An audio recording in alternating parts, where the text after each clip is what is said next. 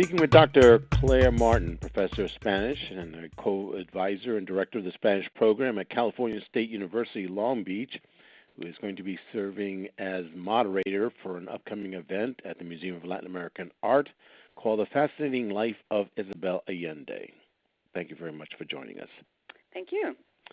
So let's start off with a little discussion about Ms. Allende and her, was reading her biography, and you can't help but be awestruck at the breadth and depth of her life. She comes from a politically significant family in Chile. She's had an exciting life as a writer, an activist, and a journalist. And I'm just kind of curious as your take as how you think that life of hers has influenced her literature.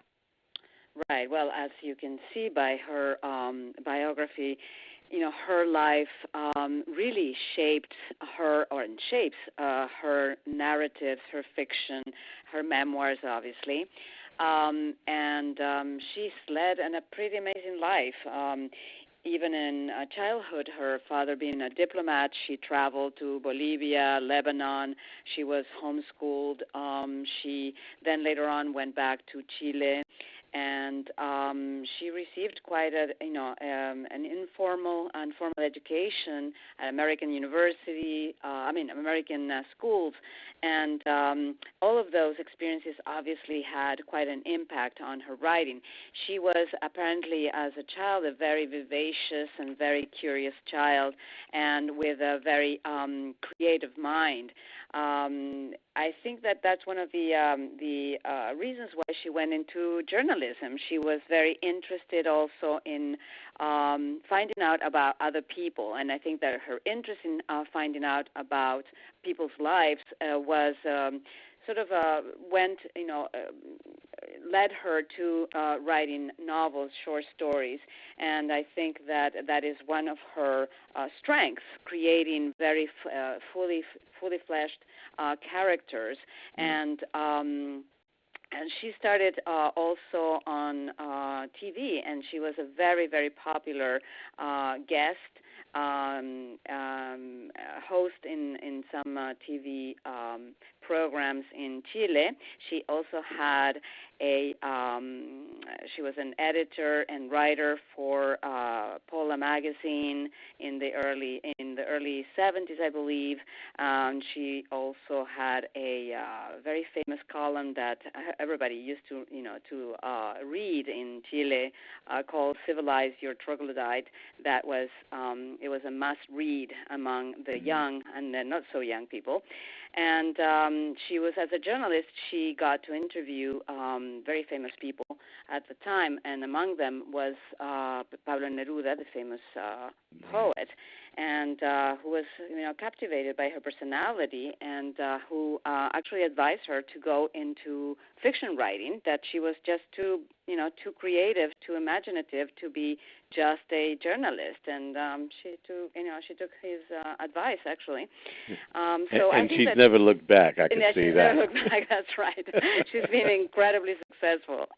Yes. Well, that's a good way to jump into my second question, which was about in looking when I Googled her and all the things that came up about her.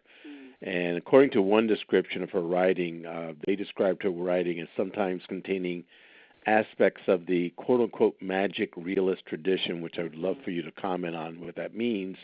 But they cited novels such as The House of the Spirits and City of Beasts. And one of the interesting descriptions was she's been called the world's most widely read Spanish-language author. Can you speak to her significance as an international writer? Yes.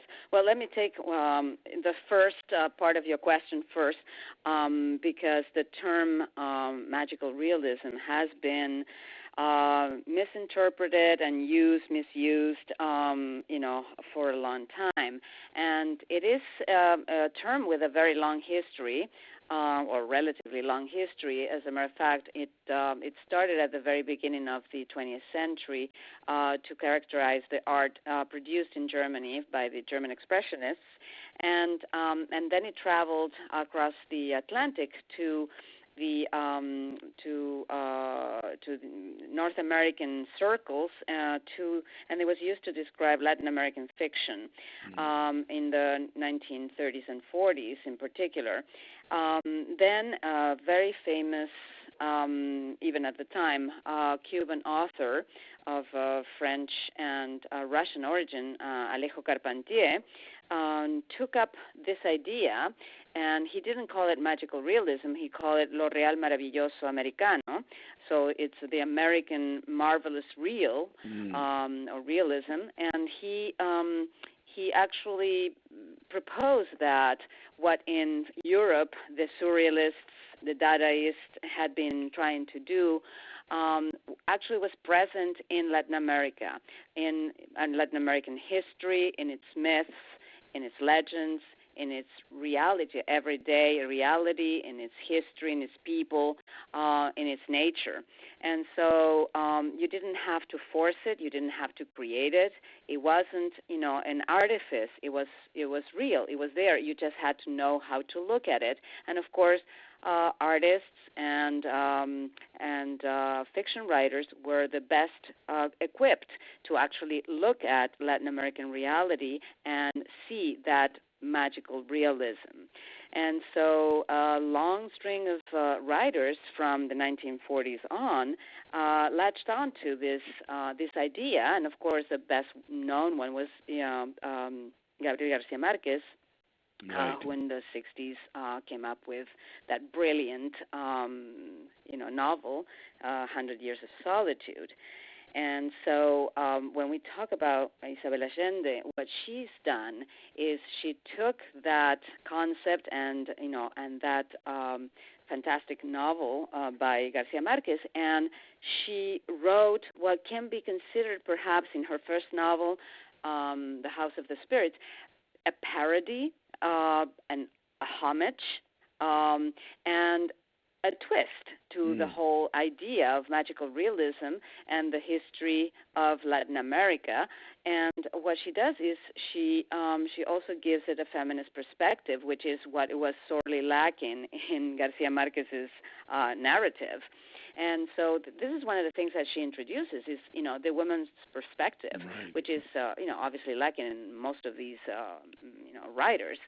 And I think that's partly, part of her pull, part of her draw is that she's very in tune with the marginalized, with the people without voices, the people who have not had the opportunity to speak their story, to tell their story, and she can actually do that very, very well.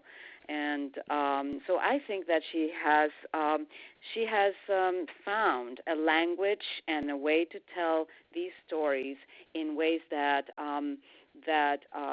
go beyond the Latin American realities, the Spanish language, and that's why you find that her fiction has been translated in over 30 languages, and they have sold, I don't know, at this point must be over 60 million copies worldwide, and you go to a supermarket in France and you see her bestsellers being sold as if they were, bread or something. Right.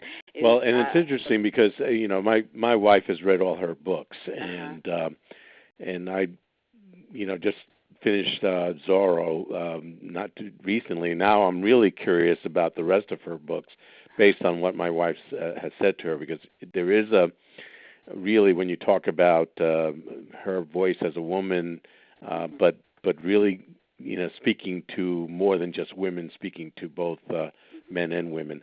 We only have a couple of minutes left, and I wanted to talk about where the March 17th event, where you're going to be leading a panel at the Museum of Latin American Art, as I said, called The Fascinating Life of Isabel Allende, and where people can come and learn more about Ms. Allende, and all part of Long Beach Reads One Book Week, which is focusing in on Zorro. Can you just give us a little capsule of who's going to be on the panel and what you're going to be talking about? Sure. Yes, the first person in the panel is Alicia del Campo, who's a professor at Cal State Long Beach, and she will be giving us a brief look at the history and the political situation of Chile during the Allende years, and then the Pinochet moment, and how that has a huge impact on the fiction of Isabel Allende, obviously, and the relationship, obviously, with her family.